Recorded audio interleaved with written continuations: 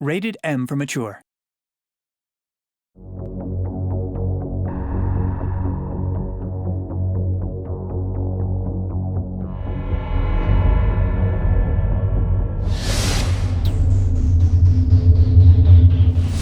At Telltale, when we're looking for a new IP to take on and turn into a game, the first thing we always ask is this a really rich story world, and are there awesome characters?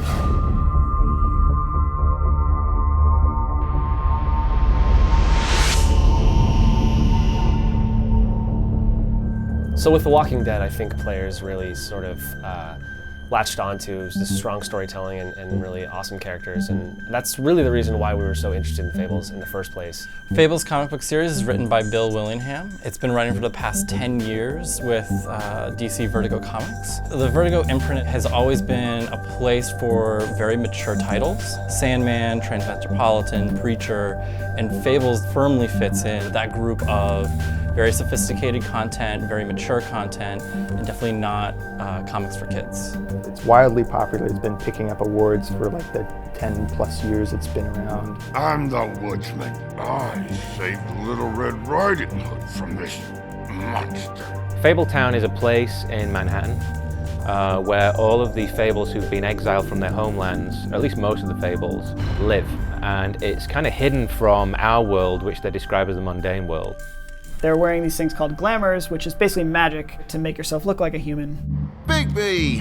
I know I don't look human. I'm looking at a 3-foot toad.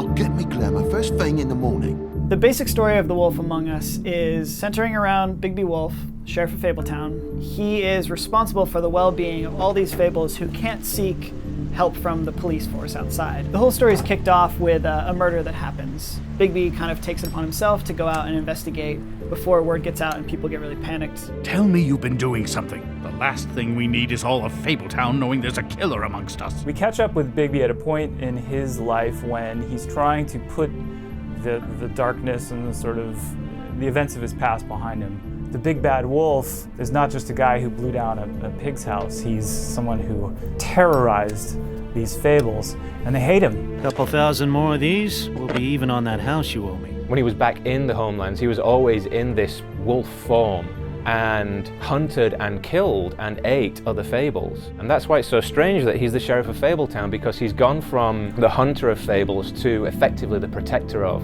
Fables. You ate a lot of people back in your day. I thought we were all supposed to have a fresh start here. I can't change the past. Well, you can't change people's memories either. Bigby isn't actually a werewolf. People might think that he is, but he's actually a wolf. He's a wolf in the form of a man. As far as the game goes, it means that, you know, you're moving around in the mundane world in this human form, but this beast is always inside of you. What's the matter, Bigby? Tempted to take a bite? I guess those days are behind you. Come on out, you dog! A lot of the game is about the control of power. When are you going to wolf out? Or when are you gonna, grab someone by the collar? Like, those moments need to be chosen very carefully. This is all getting a bit stressful, all right? I have my limit, Toad, and I think we reached it 10 minutes ago. We want players to feel the power that Bigby has within him. It was really important for us to be able to really capture that essence of what it's like to be this powerful creature. Get out of the way before you get the axe again. Woody, I'm gonna break your face. Is that a fact? You gotta calm down.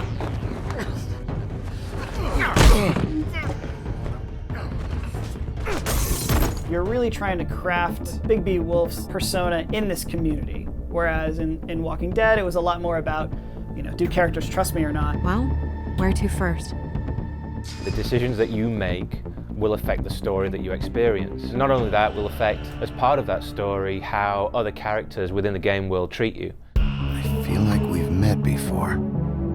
We all sort of knew each other at one point or another. My first reading of the Fables comics, I immediately realized how great these relationships are. They're complicated, they're adult.